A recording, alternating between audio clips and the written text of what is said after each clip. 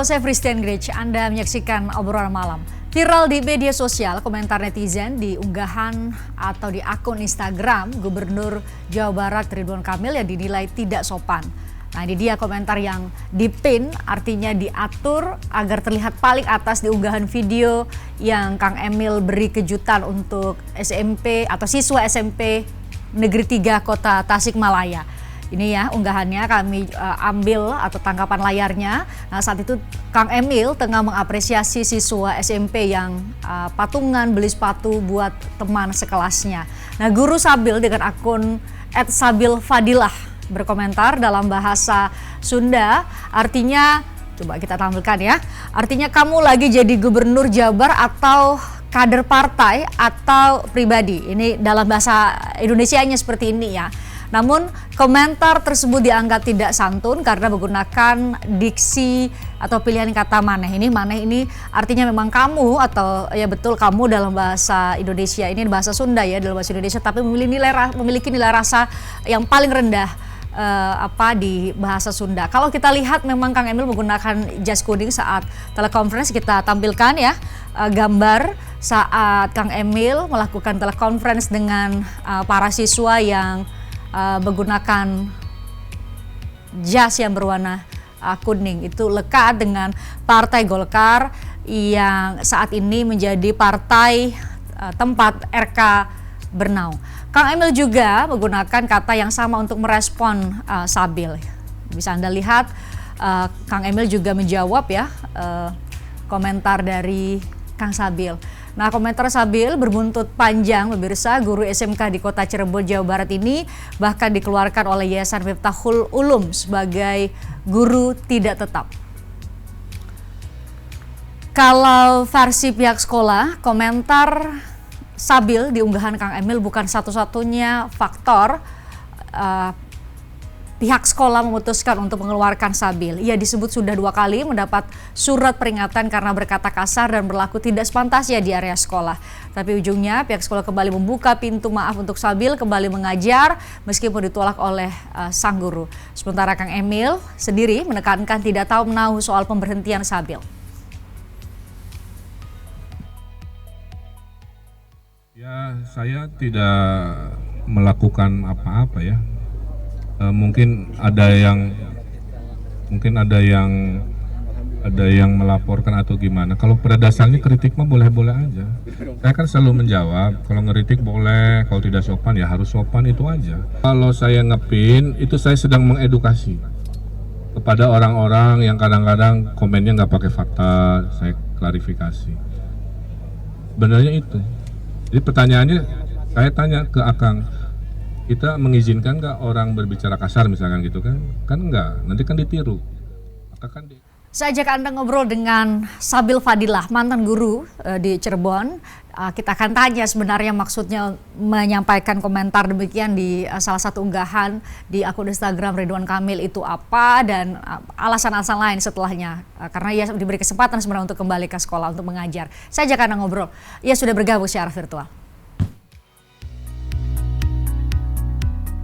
Maaf yang sebesar-besarnya. Kemungkinan sih enggak gitu ya, saya kembali lagi dikarenakan saya sendiri udah kayak ngerasa malu ya pada saat berkomentar itu tidak memposisikan sama sekali tidak memposisikan diri sebagai guru atau melabelkan sendiri sebagai guru mana gitu, karena ini efek media sosial ya, tapi memposisikan diri sebagai netizen gitu atau warga Jabar lah.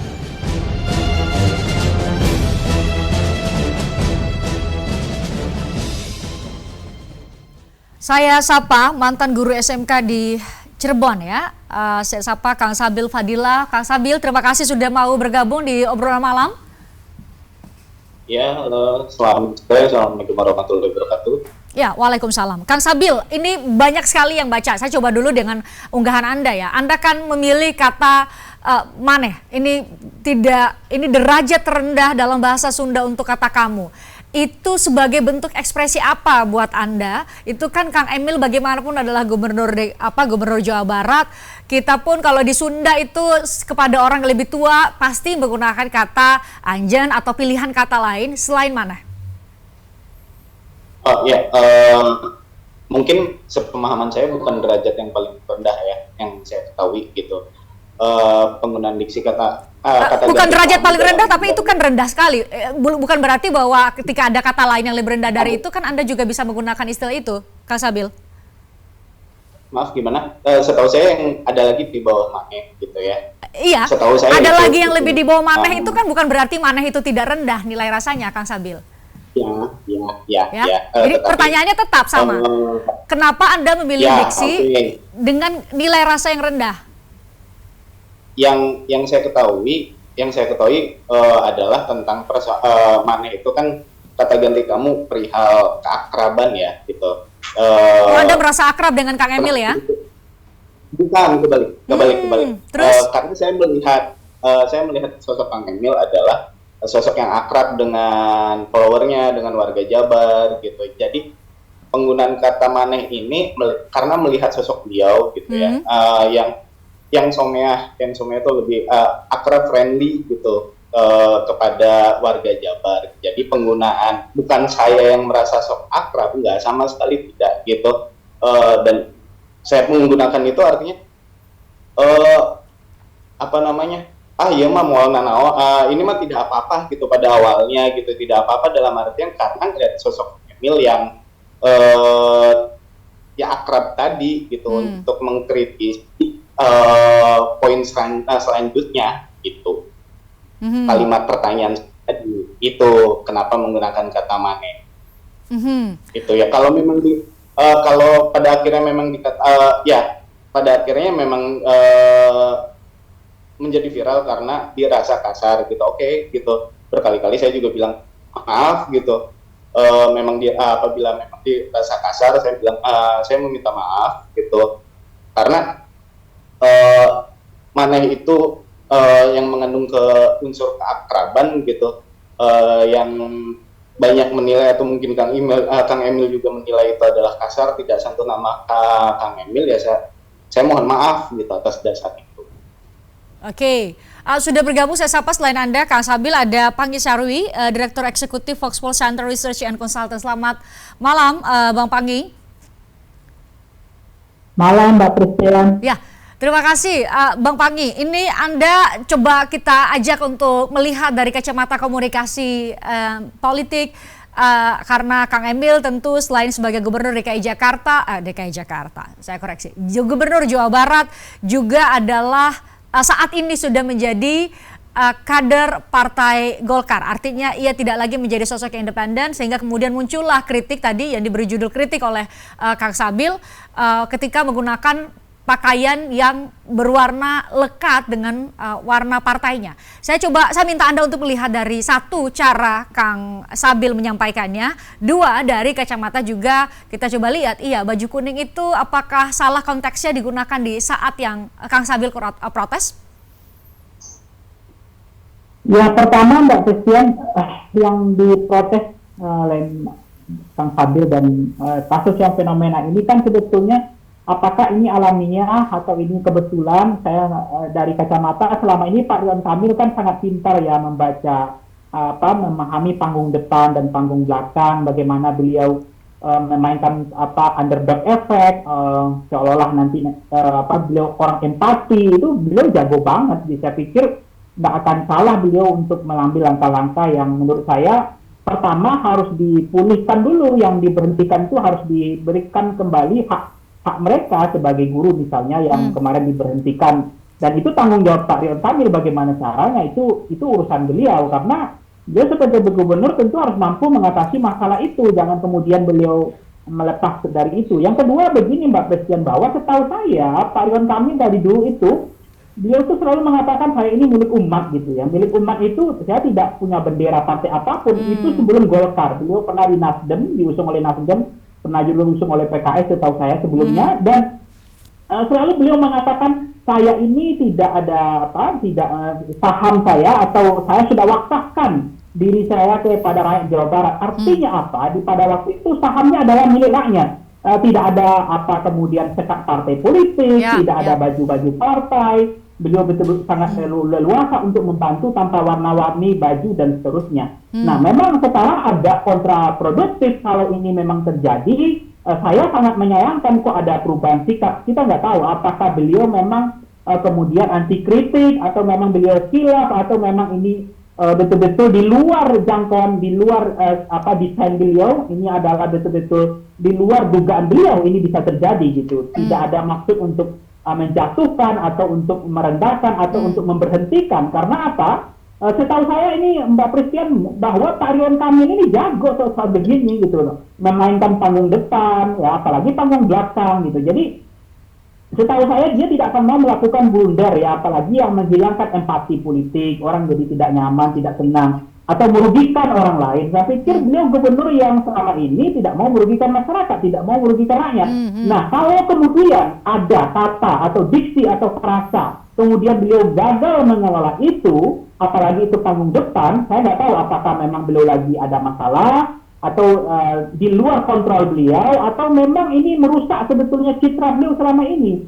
Jadi jangankan kasus-kasus seperti ini ya, bagaimana beliau membranding, bagaimana membangun sentimen, bagaimana membangun isu, bagaimana membangun empatik, itu beliau tidak ada lawan tandingnya selama ini gitu Mbak Pristian. Nah kasus ini memang judul dari BTV ini menarik, setitik rusak susu sebelanga. Hanya karena persoalan yang sederhana di Zoom kemarin, yang menurut saya ini di luar kontrol. Saya nggak tahu apakah ini musibah atau apa ya, membuat beliau di luar kontrol, atau memang beliau ada masalah dalam dirinya yang beliau tidak bisa kontrol dengan baik gitu. Ya, jadi apakah Anda, saya ingin meng-highlight apa yang Anda katakan. Apakah Anda ingin mengatakan bahwa secara substansi apa yang diprotes oleh Kang Sabil ini tepat, tetapi caranya perlu kemudian, karena ada nilai rasa. Tadi pertanyaan saya juga saya lekatkan dengan pertanyaan diksi dari Kang Sabil. Saya ingin Anda melihat dari kedua belah pihak, Bang Panggi. Caranya, pilihan katanya belum tentu kemudian dipersepsikan oleh semua orang itu tepat pilihan katanya. Itu yang menjadi polemik saat ini, Bang Panggi? Iya begini Mbak Pristian, pertama tentu cara mengelola kata, diksi frasa yang tepat, mana yang kemudian itu blunder. Saya pikir Pak Ridwan Kamil nggak usah diajarin, setahu saya beliau lebih jago dalam menyusun bahasa, tata bahasa, apalagi memainkan panggung depan beliau. Jangankan hal-hal yang seperti ini ya, banyak kasus-kasus yang menarik bagi kita, lucu-lucunya beliau, kemudian ada humorisnya, kemudian ketika beliau berdiskusi dengan masyarakat tidak ada jarak, ya sangat perhatian sama masyarakat. Bahkan ketika beliau mendapat musibah pun, waktu almarhum ada anak beliau meninggal, beliau masih bisa mengelola itu dengan baik. Beliau masih bisa mengontrol emosinya, beliau masih bisa menulis dengan baik kata-kata diksi yang keluar. Bahkan beliau memberikan penghormatan, ya, memberikan apresiasi kepada masyarakat waktu itu lagi kondisi yang sebetulnya emosionalnya justru waktu itu sebetulnya nggak bisa dikontrol. Tapi dalam konteks seperti itu pun beliau masih bisa mengelola emosinya, mengelola panggung depannya dengan baik. Bahkan beliau masih bisa melewati hal-hal yang sulit itu dengan baik. Nah, apalagi hanya soal baju atau jaket kuning gitu. Saya pikir apa yang membuat beliau terlalu terkesan reaksioner, kemudian mengeluarkan diksi frasa yang menurut saya itu merugikan citra, karena sentimennya bisa negatif. Karena kata diksi frasa, kalau seorang kepala daerah, seorang gubernur itu harus betul-betul hati-hati betul, harus dikelola dengan baik. Nah, setahu saya Pak Ridwan Kamil tidak ada masalah dengan ini. Dari dulu komunikasi beliau sangat baik, komunikasi politiknya, bagaimana beliau berinteraksi, panggung depan, panggung belakang beliau sangat baik selama ini. Baik, Kang Sabil, jadi pertanyaan publik kemudian tadi Kang Ridwan Kamil dalam banyak kesempatan juga sudah menyatakan bahwa sebenarnya tidak ada maksud untuk meminta pihak sekolah tempat Anda mengajar untuk memberhentikan Anda. Tapi Anda juga kemudian dihubungi betul ya oleh pihak sekolah dan diminta kembali untuk mengajar, tapi Anda menolak. Alasannya kenapa, Kang Sabil?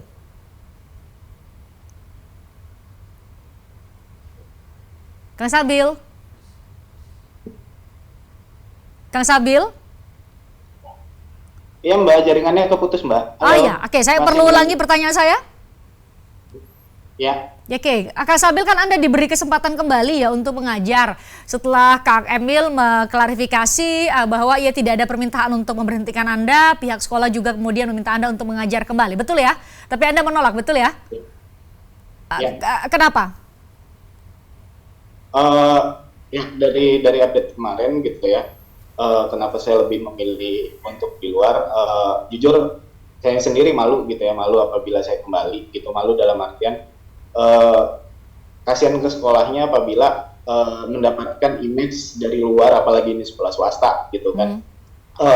Sekolah swasta itu kan jelas image atau citra itu paling penting gitu, dimana ya sekolah swasta itu bisa bertahan atau bisa berkembang itu kan dari banyaknya siswa gitu kan, dimanapun sekolah swastanya itu selalu seperti itu. Kalau saya datang kembali gitu, terus banyak calon siswa baru ataupun siswa sudah ada mengetahui dengan case saya ini gitu, terus itu merasa ada guru yang nggak sopan nih, ada guru yang pernah bermasalah nih, terus itu menarik istilahnya saya nggak mau sekolah di sini lah, anaknya nggak usah sekolah di sini, itu kan malah jadi presiden guru untuk gitu sekolahnya ya? itu akhirnya saya memutuskan tidak kembali gitu. Dan ya saya juga mungkin bakalan ngerasa malu juga gitu di lembaga pendidikan yang lain gitu. Mungkin lembaga pendidikan lain saya mau ngelamar gitu. Oke, Kak Sabil, ini pertanyaan terakhir buat Anda. Pertanyaan terakhir, ini kan Bang Panggi bilang tadi, ia setuju sama kritik yang Anda, substansinya ya, kritik yang Anda sampaikan kepada sosok Gubernur Jawa Barat. Tapi caranya mungkin yang kemudian menuai polemik.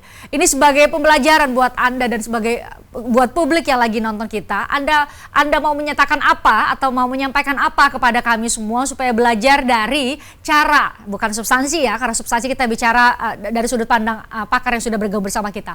Cara Anda menyampaikan kritik di media sosial? Ya, pembelajarannya adalah ya mungkin menggunakan bahasa-bahasa yang lebih halus atau lembut. Ya. Tapi kadang yang mungkin bisa dijelaskan juga oleh Kang Sarwi gitu ya, sebagai pakar komunikasi politik. Kadang kalau dengan bahasa-bahasa yang lebih santun pun suara rakyat nggak pernah didengar gitu kan. Harus dengan cara kasar, katakanlah waktu zaman Presiden SBY dianalogikan sebagai kerbau Shibuya gitu pada waktu itu, harus bisa dilihat dulu dengan analogi seperti itulah gitu ya. Pada dasarnya sih memang lebih santun ya gitu, tapi kadang juga nggak didengar ketika lebih santun gitu.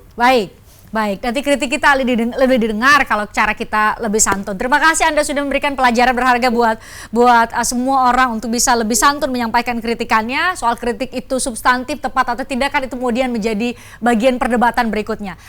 Kang Sabil Fadila, terima kasih, kami mengapresiasi Anda mau join di obrolan malam kali ini. Bang Panggi, terima kasih juga buat Anda. Nanti kita bahas lagi isu-isu politik lain bersama Anda. Sehat selalu buat Anda berdua. Kami usai jeda kami akan kembali dengan perbincangan mengenai hari-hari ini, setidaknya dalam waktu di bulan Maret ini ada dua momentum. Ada di Kebumen saat panen raya, ada Pak Prabowo bersama dengan Presiden Jokowi dan juga Gubernur Jawa Barat waktu itu. Kemudian hari ini di Kalimantan Selatan ada doa bersama memang agenda Presiden, tapi ada juga Prabowo Subianto. Ini kan kalau kita lihat tupoksi Pak Prabowo kan sebagai Menteri Pertahanan, apakah ada korelasinya? Kenapa selalu hadir? Apakah memang ada maksud Pak Prabowo untuk mendekati Pak Jokowi atau bagaimana ini yang terjadi? Sesaat lagi kami ajak Anda ngobrol dengan sejumlah narasumber yang sudah bergabung bersama kami.